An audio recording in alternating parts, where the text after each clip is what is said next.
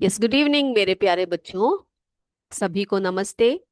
विद्या शक्ति के इस क्लास में मैं आप सबका स्वागत करती हूँ। तो जैसे कि आप बोर्ड में देख रहे हो, आज हम अपना नया चैप्टर स्टार्ट करने वाले हैं। हमारे चैप्टर का नाम क्या है? Measurement of length and motion. ठीक है। तो ये हमारा 5वां लेसन है। और इस लेसन को, इस चैप्टर को स्टार्ट करने से पहले हम एक सुविचार की तरफ चलते हैं।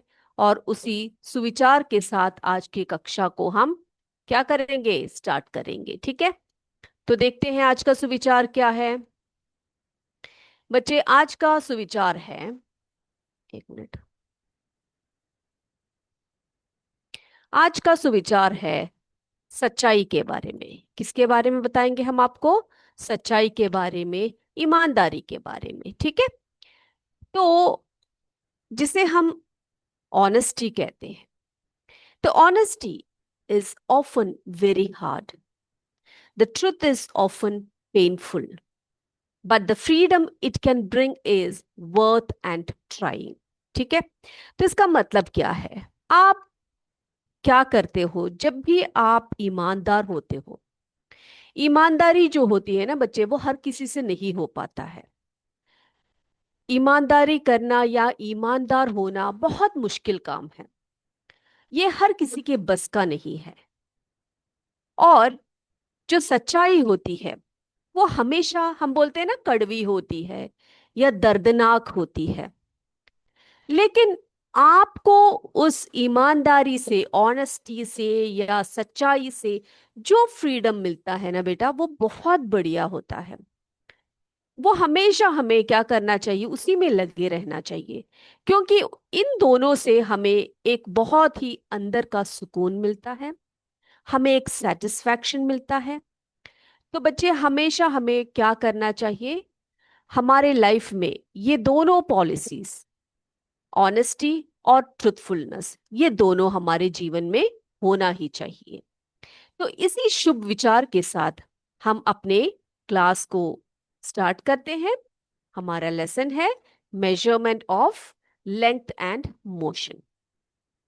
तो इस लेसन को हम पढ़ेंगे बेटा। एक बच्ची से हम पहले मिल लेते हैं, उसके बाद हम शुरू करते हैं। ओके। तो हम आज किससे मिलने वाले हैं बेटा? आज हम मिलने वाले हैं एक लड़की से जो बहुत ही क्यूरियस है। और उसका नाम है क्यूरियस दीपा। ओके। तो दीपा से मिलेंगे हम। दीपा कैसी लड़की है? बहुत ही क्यूरियस है। वो हर किसी चीज के बारे में जानने के लिए हमेशा उत्सुक रहती है। तो चलिए हम दीपा से मिलके आते हैं। चलो बेटा, यहां पर आपको दीपा दिखाई देगी। ये कौन है? दीपा है। सो क्या है ये? So she is a curious 11-year-old girl and she lives in a town of the state Haryana. ठीक है। तो हरियाणा जो स्टेट है, वहां पर एक टाउन की रहने वाली है, एक शहर की रहने वाली लड़की है। कौन? Deepa. And she is very curious. Now the new school year has started. अब उसका नया साल जो है, स्कूल का नया एकेडमिक ईयर शुरू हो गया है। अब बेटा, आप सबको पता है, जब आप लोग भी नए क्लास में जाते हो, आपके मम्मी पापा आपके लिए नया बैग, नई किताबें, नया वाटर बॉटल, है ना, ये सब खरीद के देते हैं। अब एक और चीज की जरूरत पड़ती है स्कूल जाने के लिए। वो क्या है? यूनिफॉर्म की, है ना। तो Deepa also needs a new uniform since she has grown taller. तो वो काफी लंबी हो गई है अभी। एक क्लास में से दूसरी क्लास में जब आप जाते हो, तो आप महसूस करते हो ना कि आप बड़े हो गए हो, लंबे हो गए हो। महसूस नहीं, आप क्या होता है, लंबे हो जाते हैं हम लोग, है ना। तो अब उसको क्या चाहिए? एक नया यूनिफॉर्म चाहिए। क्योंकि वो क्या हो गई है, अभी थोड़ी सी लंबी हो गई है। अब क्या हुआ? Her mother takes her to a cloth shop. अब उसको क्या चाहिए? यूनिफॉर्म लेना है। तो उसकी मम्मा ने क्या किया? उसको लेकर एक क्लॉथ शॉप में जाती है वो। And she asked for a 2 metre cloth piece. उन्होंने क्या पूछा कि मुझे एक 2 मीटर का क्लॉथ पीस चाहिए। Okay, now the shopkeeper measures the cloth using a metal measuring rod. बेटा आप कभी भी ये जो क्लोथ्स वाले दुकान में जाते हो, है ना, कपड़े वाले दुकानों में जाते हो, आप कपड़े जब लेते हो, ठीक है, कोई क्लोथ पीस आपको लेना है, तो जब आप शॉपकीपर से बोलते हो तो आपने ध्यान दिया होगा, क्या दिया होगा, कि वो शॉपकीपर कपड़ों को कैसे मेजर करता है, किस चीज से मेजर करता है। क्या वो आपके पेंसिल बॉक्स में जो छोटा सा स्केल है उससे मेजर करता है? नहीं करता है ना। तो वो कैसे मेजर करता है? उसके हाथ में एक मेटल मेजरिंग रॉड होती है, उसमें उसी से वो क्या करता है, उसी से वो कपड़ों को 1 मीटर, 2 मीटर, 3 मीटर्स ऐसे करके वो आपको काट के देता है। ठीक है, so the shopkeeper measures the cloth using a metal measuring rod. Okay, अब क्या हुआ, अब क्या करना है, अब उसको टेलर के पास जाना है। टेलर के पास हम क्यों जाते हैं बच्चे, क्यों जाते हैं हम लोग टेलर के पास? बिल्कुल, हम अपने ड्रेसेस स्टिच करवाने के लिए जाते हैं। अब मम्मा ने क्या किया, टेलर के पास लेकर गई। Now the tailor takes her measurements. जब आप जाते हो टेलर के पास, आप एक ड्रेस सिलवाने के लिए, तो क्या करते हो, क्या करते हैं वो, या फिर वो टेलर क्या करता है, आपकी बॉडी का मेजरमेंट्स लेता है ना। किससे लेता है? Using a flexible measuring tape. देखो, इनके गले में क्या लटकाया हुआ है, एक मेजरिंग टेप लटकाया हुआ है, देख रहे हो सभी लोग।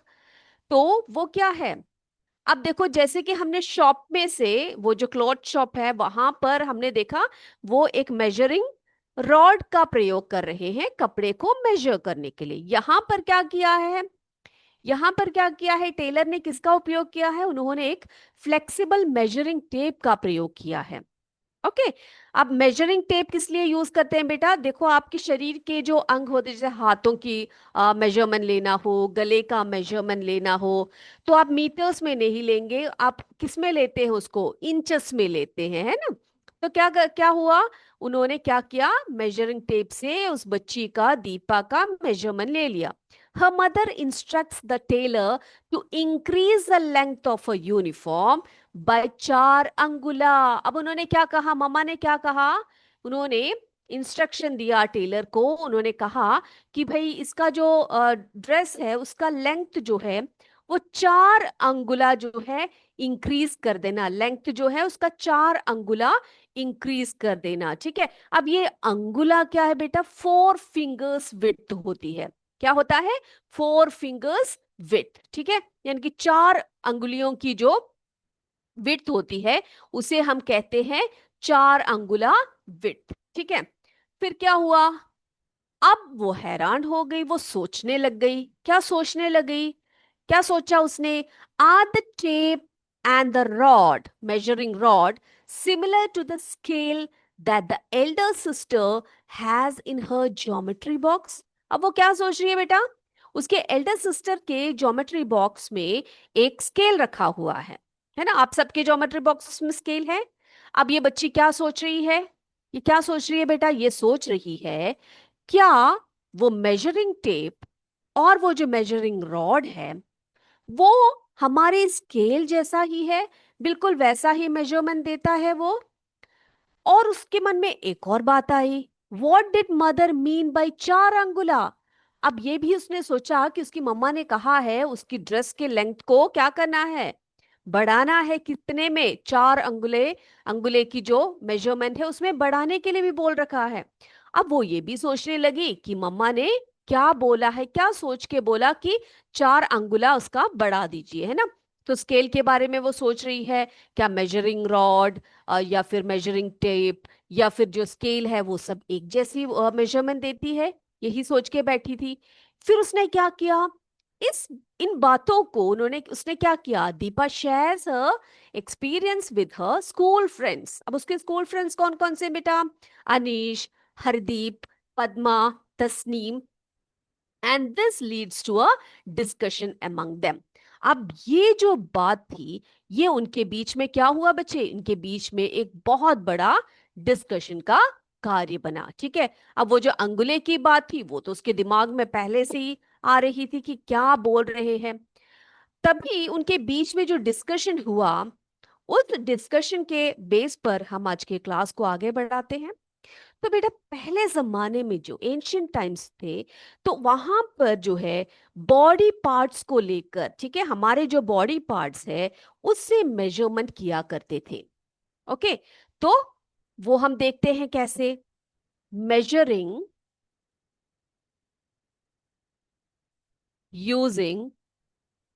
Using body parts.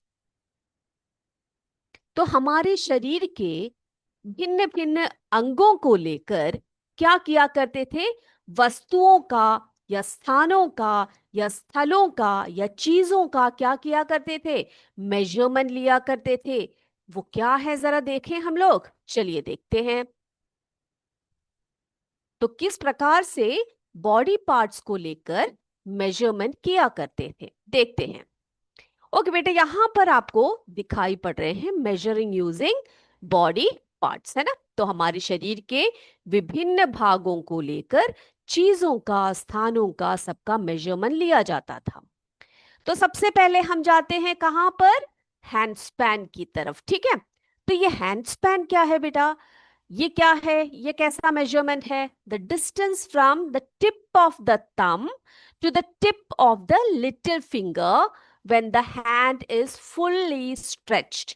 ठीक है, तो हैंड स्पैन किसको कहा जाता है, किसको कहा जाता है हैंड स्पैन, यानी कि वो डिस्टेंस जो आपके थंब से आपका जो लिटिल फिंगर है वहां तक का जो डिस्टेंस है उसको कहा जाता है हैंड स्पैन।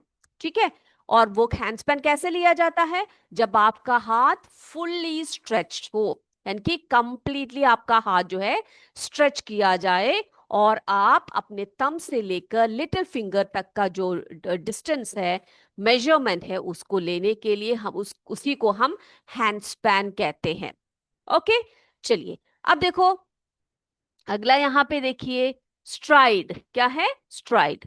अब farmers sometimes use their steps or strides to measure। देखो, एक बहुत ही बड़ा सा एक लैंड जो है उसको मेजर करना है, तो पुराने जमाने में क्या किया करते थे, आज के जमाने की तरह मेजरिंग जो है इंस्ट्रूमेंट्स वगैरह नहीं थे।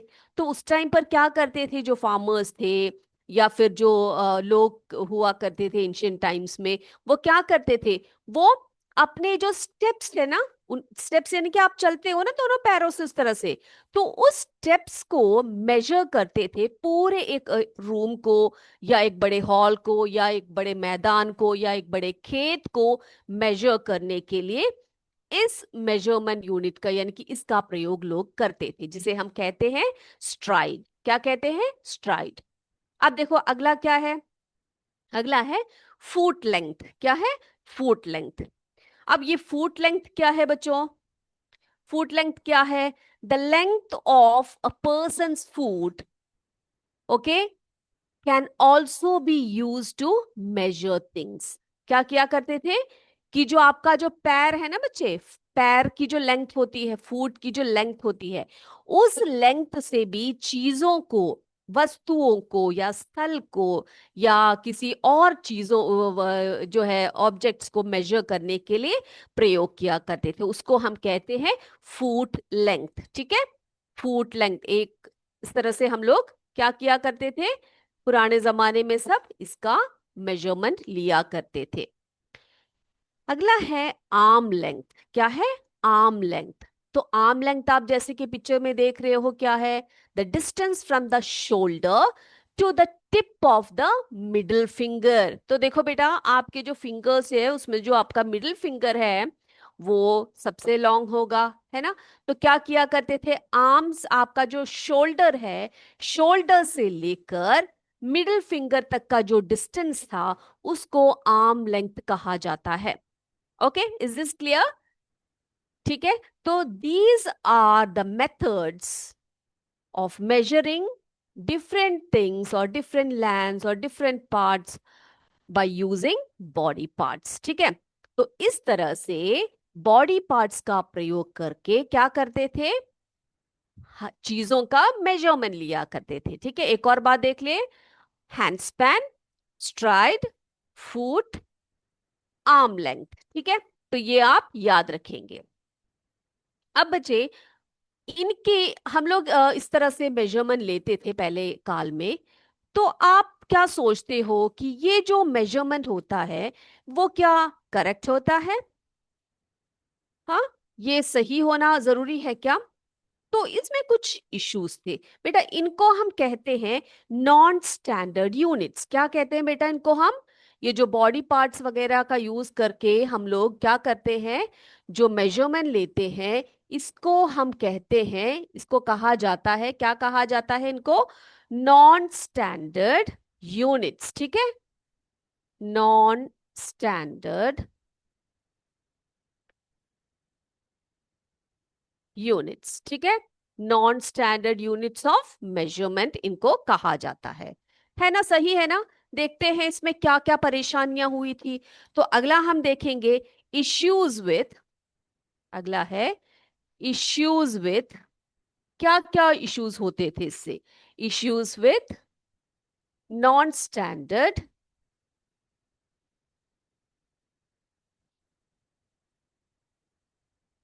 यूनिट्स। देखें क्या क्या परेशानी होती थी इस तरह से। ये जो नॉन स्टैंडर्ड यूनिट्स है, इनका प्रयोग करने पर क्या सही मेजरमेंट मिल पाता था या नहीं मिल पाता था? इसके क्या क्या ड्रॉबैक्स थे, ये जरा देख कर आते हैं हम लोग। चलिए देखते हैं बेटा, तो क्या क्या इश्यूज हुए या इश्यूज होते हैं हम अगर नॉन स्टैंडर्ड यूनिट्स का प्रयोग करते हैं। देखे बच्चे, चलिए। तो देखो बच्चे, यहां पर using body parts for measurement has a significant drawback.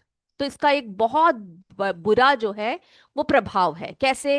It is not uniform. वो जरूरी नहीं है कि जो हम लोग इस तरह से बॉडी पार्ट्स लेकर जो मेजरमेंट करें वो यूनिफॉर्म हो, है ना? Since people's body parts vary in size, आप सबको पता है हम सबके जो बॉडी पार्ट्स होते हैं वो अलग अलग होते हैं, है ना? कैसे होते हैं? कैसे होते हैं? हाँ, बिल्कुल सही आपने कहा। कई लोग लंबे होते हैं, कई छोटे होते हैं, कई लोगों के हाथ बड़े होते हैं, कई लोगों के हाथ छोटे होते हैं, है ना? The same length can be measured differently by different individuals. अब देखो, एक ही चीज को अलग अलग लोग जो है उसको मेजर करेंगे तो अलग अलग मेजरमेंट मिलेगा, है ना? And this variation can lead to inaccuracies and confusion. तो इससे क्या हुआ? इसमें क्या हुआ बेटा? इसमें जो है कोई भी चीज का एक्यूरेट लेंथ या एक्यूरेट मेजरमेंट नहीं मिल पाता है, उसमें कंफ्यूजन आ जाता है कि नहीं? और देखो, जैसे कि एक एग्जांपल मैं आपको बता देती हूं। अगर आप, if you and your friend both measure a table using your foot length, आप अगर आपके फ्रेंड के साथ एक टेबल को मेजर कर रहे हैं, किससे? फुट लेंथ का जो वो स्टैंडर्ड है, उससे आप लेंथ को मेजर कर रहे हैं। You might get different results because, क्यों, क्या कारण है? Your feet are not the same size. आप लोगों के पैर जो हैं, आपका और आपका जो फ्रेंड है, आप दोनों के पैर कैसे नहीं है? सेम साइज के नहीं है। आप सोचिए, आपके पापा, मम्मी और आप तीनों के तीनों क्या कर रहे हैं? एक टेबल को या एक रूम को अपने फुट लेंथ से मेजर कर रहे हैं। क्या आप सबको एक जैसा मेजरमेंट मिलेगा? नहीं मिलेगा, है ना? तो बेटा, क्या हुआ? ये जो इनकंसिस्टेंसी है, इसमें से एक नई चीज को क्या हुआ, का उदय हुआ, जिसे हम कहते हैं स्टैंडर्ड यूनिट्स ऑफ मेजरमेंट। लोगों को जरूरत पड़ गई कि भाई ये सब नहीं चलने वाला है, हमें क्या चाहिए भाई? एक स्टैंडर्ड यूनिट ऑफ मेजरमेंट चाहिए। ठीक है, तो उसके बारे में क्या करेंगे अगली क्लास में हम चर्चा करेंगे। अभी हम लोग क्या करते हैं, हमारे एमसीक्यू का टाइम है। सभी बच्चे तैयार है ना? क्वेश्चंस मैं आपको दिखाती हूँ, सभी बच्चे आंसर्स कीजिएगा, ऑप्शंस में बताऊंगी और आप सही सही से आंसर करिएगा।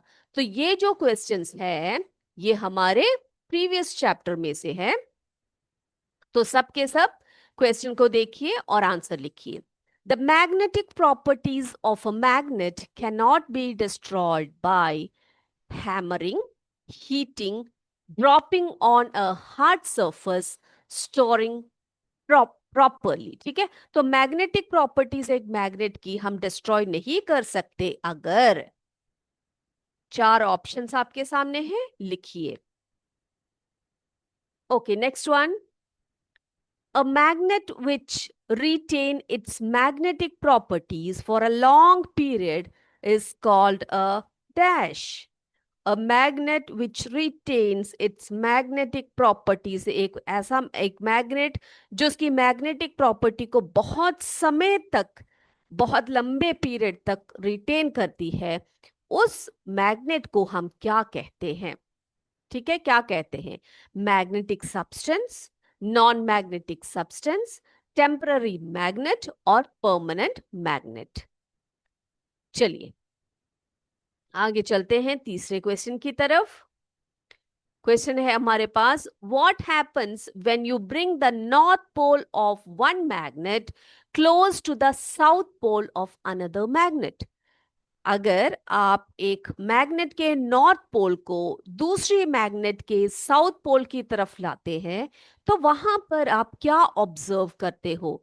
दे repel each other, they attract each other, they cancel each others magnetic fields, और दे ब्रेक अपार्ट। ठीक है, क्या पूछा गया? एक नॉर्थ पोल को और साउथ पोल को हम पास लाते हैं, तो वहां पर क्या होता है? मैग्नेट्स के बीच में क्या होता है?